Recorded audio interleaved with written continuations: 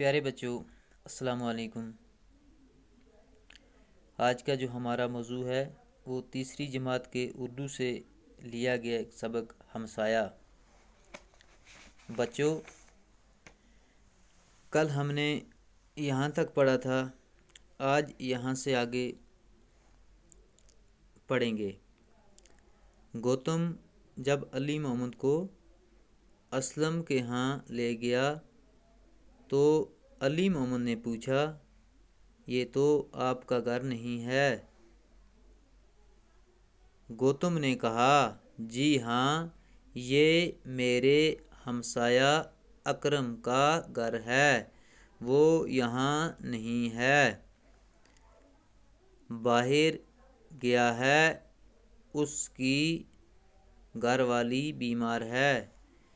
بچوں، یعنی کہ جب گوتم جو تھا وہ اس ڈاکٹر کو اسلم کے گھر یہاں لے گیا تو علی محمد جو ڈاکٹر تھا اس نے پوچھا، یہ تو آپ کا گھر نہیں ہے؟ گوتم نے کہا، جی ہاں، یہ میرے ہمسائے یعنی کہ میرے پڑوسی اکرم کا گھر ہے، وہ یہاں نہیں ہے، باہر گیا ہے اور اس کی بیوی جو ہے وہ بیمار ہے۔ گوتم علی محمد کو گھر کے اندر لے گیا۔ اسلم نے ڈاکٹر علی محمد کو دیکھا تو خوش ہوا۔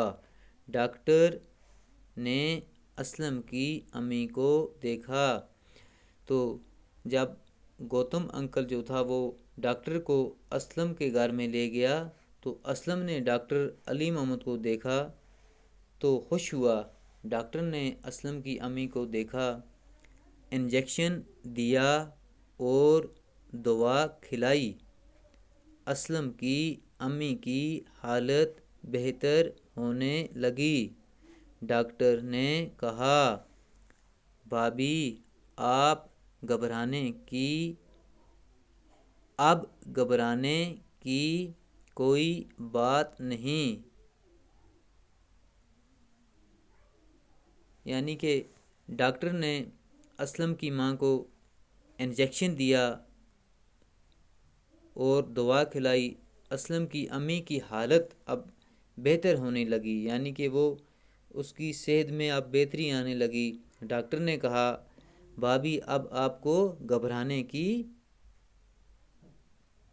کوئی بات نہیں، لیکن کل آپ ہسپتال آ کے خود کا چیک اپ ضرور کرائیے۔ تو ڈاکٹر نے کہا کہ آپ کو گھبرانے کی ضرورت نہیں، لیکن کل آپ ہسپتال آ کر اپنا چیک اپ ضرور کرائیں۔ ہاں، یہ دوا 4 گھنٹے کے بعد پھر لیجئے، میں صبح آ کے دوبارہ دیکھوں گا۔ یعنی کہ ڈاکٹر نے دوائی دے دی اسلم کی ماں کو اور کیا کہا کہ 4 گھنٹے کے بعد پھر آپ دوائی لینا، میں صبح آ کے دوبارہ دیکھوں گا۔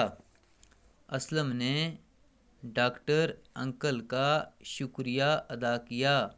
اس کی امی اب آرام سے سو رہی تھی۔ اسلم نے اس ڈاکٹر انکل کا کیا کیا جی؟ شکریہ ادا کیا۔ اب اس کی امی آرام سے سو رہی تھی۔ گوتم نے کہا، آپ کی فیس؟ ڈاکٹر نے کہا، بھائی صاحب، اگر آپ اپنے ہمسایہ کے لیے رات کی نیند چھوڑ کر میرے گھر آ سکتے ہیں تو میں بھی اکرم کا ہمسایہ ہوں۔ یعنی کہ گوتم نے ڈاکٹر صاحب سے کہا کہ آپ کی فیس کتنی ہوئی، آپ اپنی فیس کے بارے میں بتائیں۔ تو ڈاکٹر نے کیا کہا، بھائی صاحب، اگر آپ اپنے ہمسائے کے لیے رات کی نیند چھوڑ کر میرے گھر آ سکتے ہیں تو میں بھی اکرم کا ہمسایہ ہوں، تو میں اس سے کوئی بھی فیس نہیں لوں گا۔ گوتم نے کہا، یہ تو میرا فرض تھا۔ گوتم انکل نے کیا کہا؟ یہ تو میرا فرض تھا۔ اگر میں باہر گیا ہوتا اور میری بیوی بیمار ہو جاتی تو کیا اکرم یہی سب نہ کرتا؟ تو گوتم انکل نے کیا کہا کہ یہ تو میرا فرض بنتا ہے کہ اگر میں باہر گیا ہوتا اور میری بیوی بیمار ہو جاتی تو کیا اکرم یہ سب نہیں کرتا؟ ویسے یہ سب اسلم کا قہرنامہ ہے، یعنی کہ یہ جو سب کام جو تھا یہ قابل تعریف کام کس نے کیا تھا؟ اسلم نے۔ اگر اسلم جو تھا وہ جا کے گوتم انکل کو یہ بات نہ بتاتا تو پھر نہ ہی ڈاکٹر آ سکتا تھا، نہ ہی اس کی امی کی حالت جو تھی وہ بہتر ہو سکتی تھی۔ بڑا عقل مند لڑکا ہے، یہ نہ بلاتا تو مجھے معلوم بھی نہ ہوتا۔ یعنی کہ گوتم انکل کا کہنا تھا کہ اسلم جو ہے وہ بڑا عقل مند لڑکا ہے، یعنی کہ اس نے نمایاں کام کیا، قابل تعریف کام کیا۔ اسلم نے کہا، واہ انکل، آپ کو نہ بلاتا تو کسے بلاتا؟ رشتے دار تو دوسرے گاؤں میں رہتے ہیں، یہاں اور کون ہو سکتا تھا؟ تو بچوں، اسلم کا کیا کہنا تھا کہ انکل اگر میں آپ کو نہ بلاتا تو اور کسے بلاتا؟ یعنی کہ جو میرے رشتے دار ہیں وہ دوسرے گاؤں میں رہتے ہیں، یہاں اور کون ہو سکتا تھا؟ یعنی کہ آپ کے بغیر اس وقت ہماری مدد کون کر سکتا تھا؟ گوتم، شاباش بیٹے شاباش، ہمسایہ اگر ایک دوسرے کے کام نہ آئیں، ہمسائے اگر ایک دوسرے کے کام نہ آئیں تو پڑوس میں رہنے کا کیا فائدہ؟ بچوں، اس کا یہ مطلب ہے کہ اگر ہمسایہ یعنی کہ جو ہم پڑوسی ہیں اگر وہ ایک دوسرے کے کام نہ آئیں تو پھر ان کا پڑوس میں رہنے کا کیا فائدہ؟ اب تم امی کو آرام کرنے دو، 4 گھنٹے کے بعد ان کو دوائی